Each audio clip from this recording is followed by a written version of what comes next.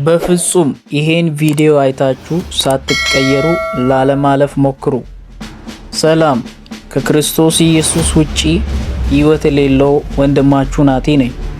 እንደተለመደው ዛሬ ይዤላችሁ የቀረብኩት ሕይወት ቀያሪ መልእክት በብዙ ሰዎች ዘንድ ጥያቄ የሆነውን ነገር ግን በጥቂቶች ብቻ ሊመለስ የቻለውን ጥያቄ ሊመልስልን ስለሚችለው ሐሳብ ነው። እንደምናውቀው የዛሬዋ ዓለም በብዙ ችግርና በብዙ ስቃይ፣ በብዙ ጦርነትና በብዙ ረሃብ፣ በብዙ ኃጢአት አይነት ተከባ የምትገኝ ዓለም ናት።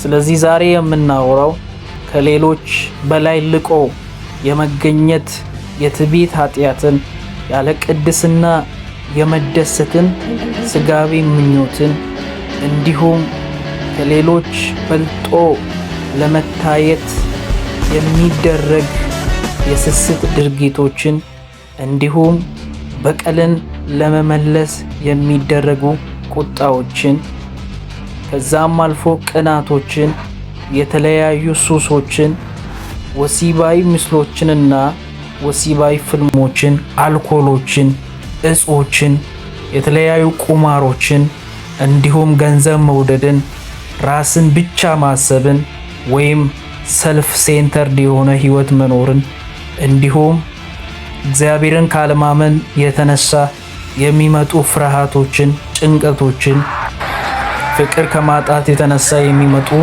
ጥላቻዎችን፣ የተለያዩ ግፍና ሐሰቶችን፣ ማታለልን፣ የራስን ፍቃድ እያደረጉ የእግዚአብሔርን ፍቃድ ባለማድረግ በእግዚአብሔር ላይ ማመፅን፣ እንዲሁም ውበትንና ስልጣንን፣ ስኬትን እንደ አምላክ አድርጎ መቁጠርንና የመሳሰሉ ኃጢአቶችን በውስጧ የያዘች ዓለም ናት። ስለዚህ የምናወራው ዛሬ ስለነዚህ ነገሮች ሁሉ ምክንያት የሆነው ምንድነው ስለሚለው ነው። ምናልባት የተለያዩ ሰዎች ስለዚህ ነገር የተለያየ መልስ ለመስጠት ያስባሉ። አንዳንዶቹ ይሄ ነገር የተለመደ ነው ወይም ኖርማል ነው የሚሉ አይጠፉም። ሌሎቹ ማንም የሚያደርግ ነገር ነው የሚሉም ይገኛሉ። ሌሎቹ ደግሞ እኔ የምከተለው የራሴን መንገድ ነው፣ ፐርሰናል ፓዜን ነው ወይም ፐርሰናል ላይፌን ነው የምኖረው፣ ስለሌላው አያገባኝም የሚሉም ይገኛሉ። አንዳንዶቹ እኔን እስካልነካ፣ ደስታዬን እስካልነጠቀ፣ ደስታዬን እስካልነጠቀ ይሄ ነገር አይመለከትም የሚሉም አይጠፉም። ሌላው እግዚአብሔርን ሲጀመር እግዚአብሔር የሚባል ነገር የለም፣ ዓለም እንደዚሁ ናት፣ ይሄ አንዱ የህይወት ፓዝ ነው የሚሉ አይጠፉም። እናንተም በልባችሁ የዛሬዋ ዓለም ሁከትና ጩኸት፣ ጦርነትና ለቅሶ፣ ስደትና ሱስ ከየት መጣ ብላችሁ ታስባላችሁ? በኮመንታችሁ ላይ ያስቀምጡ። ነገር ግን መጽሐፍ ቅዱስ ስለዚህ ነገር ምን ይላል የሚለውን ባጭሩ እንመለከትና እንጨርሳለን። በዩቲዩብ ቻናሌ አዲስ የሆናችሁ ሰብስክራይብ፣ ላይክ፣ ሼር እያደረጋችሁ አብራችሁን ቆዩ። በዘፍጥረት መጽሐፍ ምዕራፍ 1 ላይ ከጊዜ በፊትና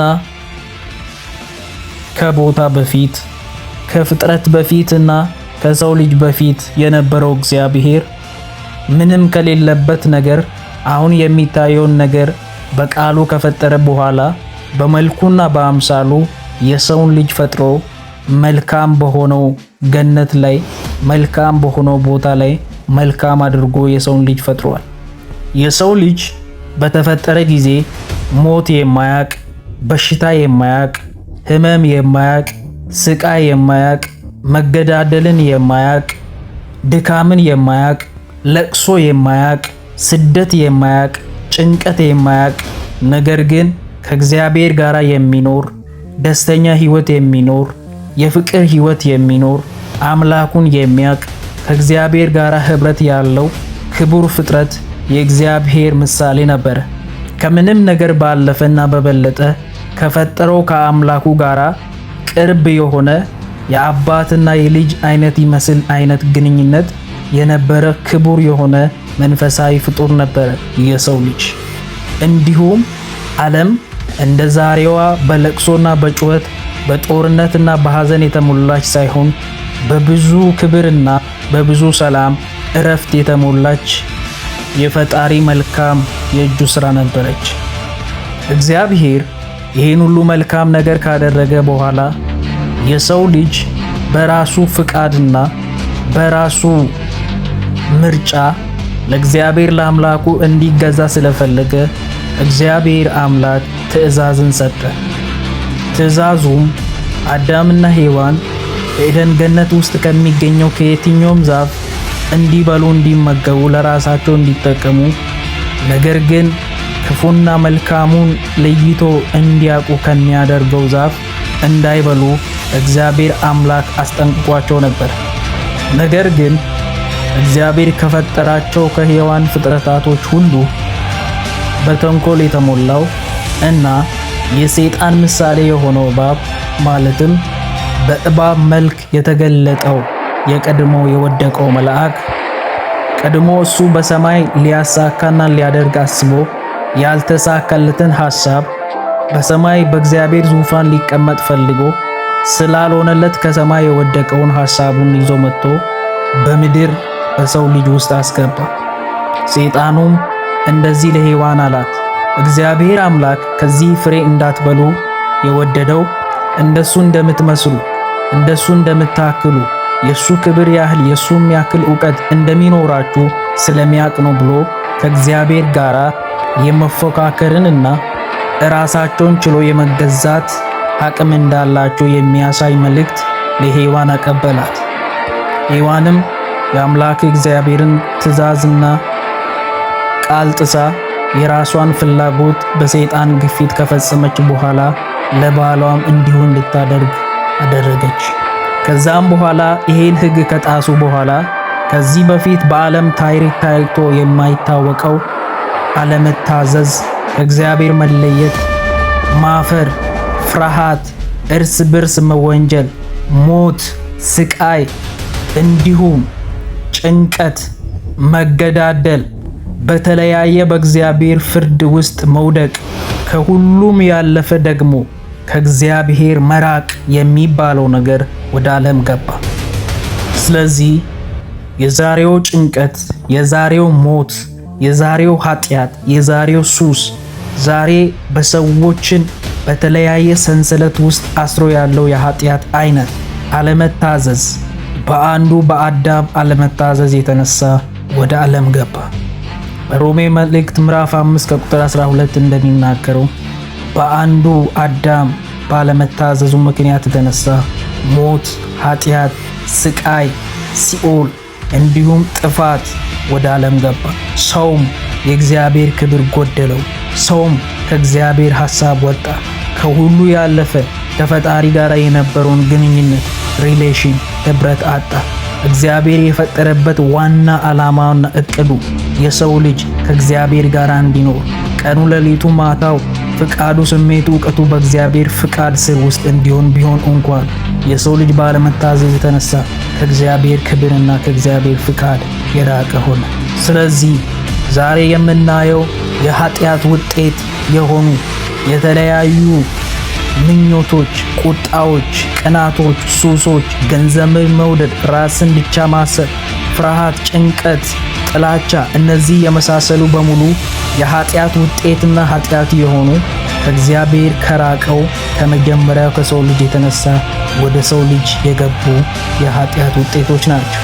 ስለዚህ ዛሬ በህይወታችሁ በተለያየ ሱስ ውስጥ ያላችሁ፣ በተለያየ እግዚአብሔር በሌለበት ህይወት ውስጥ ያላችሁ፣ ጭንቀት ውስጥ ያላችሁ፣ ከእግዚአብሔር ጋር የነበራችሁን ግንኙነት ስላጣችሁ ያን ቦታ በሱስ ለመሙላት፣ ያን ቦታ በገንዘብ ለመሙላት፣ ያን ቦታ በጓደኛ ለመሙላት፣ ያን ቦታ የተለያየ ማስ ሚዲያዎች በተለያዩ መዝናናት ለመሙላት እያሰባችሁ ያላችሁ ሰዎች በሙሉ ደስታችሁንና ሴታችሁን ሊመልስላችሁ የሚችለው የቀድሞ ከእግዚአብሔር ጋር ያለው ግንኙነታችሁ እንጂ ግንኙነታችሁን ስላጣችሁ ያን ለመተካት የምታደርጉት ጥረት እንዳልሆነ በወዲሁ ገልጻላችኋል። ስለዚህ የሰው ልጅ ከእግዚአብሔር ተሸሸገ፣ ከእግዚአብሔርም ተለየ። እግዚአብሔር መጥቶ ሲጠይቀው አዳም ወዴት ነህ ሲለው ኦሬዲ አዳም ከፊቱ ይሸሽ ነበር። ስለዚህ ሁለት ነገር ተገኘ። የመጀመሪያው ከእግዚአብሔር ተለየ የሰው ልጅ፣ ሁለተኛው ከተለየ በኋላ ከፊቱ ሸሸ። የሰው ልጅ ዛሬ ያኔ ከእግዚአብሔር ጋር የነበረውን ግንኙነቱ ከማጣት የተነሳ ያጣውን ነገሮችን ሊመልሳቸው የሚጥርባቸው የተለያዩ መንገዶች አሉ። ማለትም የነበረውን ደስታ፣ የነበረውን ሰላም፣ የነበረውን ህብረት፣ ከፈጣሪው ጋር የነበረውን ግንኙነት አንዳንዱ በገንዘብ አንዳንዱ መልካም ስራን በመስራት ወደ ቀድሞ መመለስ ይፈልጋል።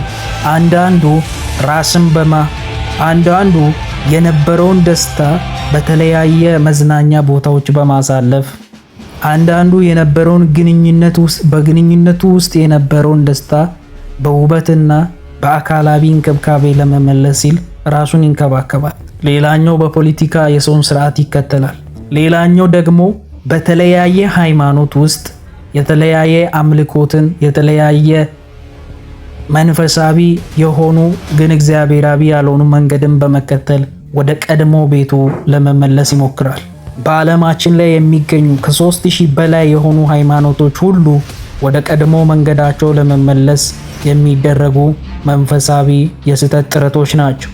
ነገር ግን እግዚአብሔር በፍቅሩ ባለጠጋ ስለሆነ፣ ቸር ስለሆነ፣ ፈጣሪ ስለሆነ በፈጠረው ፍጥረት ላይ መታገስ በኃጢአት ጸንቶ እንዲጠፉ መቆየት ስለማይፈልግ አንድ ተስፋ ሰጥቷቸው ነበር።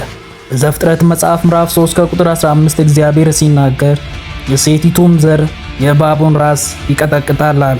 በእባቡ ወይም በሰይጣኑ የተነሳ የሰው ልጅ ተሸክሞ የወጣውን ቅጣት አንድ ከሴቷ ዘር የሚወጣው ራሱን ቀጠቅጦ ከዚህ ከዘላለም ባርነት ነፃ እንደሚያወጣቸው ቀድሞ ወንጌል እግዚአብሔር ለአዳም ሰበከላቸው። ስለዚህ በኃጢአቱና በበደሉ ሙት የነበረው የሰው ልጅ ጠፍቶ እንዳይቀር ስለፈለገ እግዚአብሔር አምላክ የሰውን ልጅ አንድያ የሚወደውን ልጁን ኢየሱስ ክርስቶስን እስኪሰጥ ድረስ እንደገና ወደደ።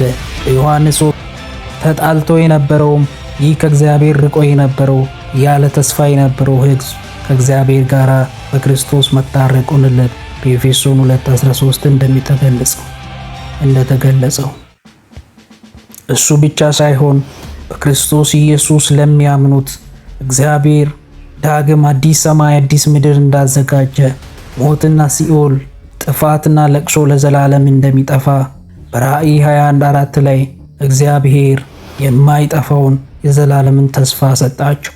ስለዚህ የዛሬው ጭንቀት፣ የዛሬው ጩኸት፣ የዛሬው ሞት በአንዱ ሰው አለመታዘዝ ወደ አደም እንደገባ እንዲሁም ደስታ፣ ፍቅር፣ ሰላም፣ እረፍት፣ የዘላለም ሕይወት፣ መጽደቅ፣ ቅድስናና እረፍት በአንዱ መታዘዝ በክርስቶስ ኢየሱስ ወደ ዓለም ገብቷል። አሁን በክርስቶስ ኢየሱስ የተከፈተልን የዘላለም መንገድ በር ኢየሱስ ክርስቶስ ሲመጣ ፍጻሜውን ያገኛል።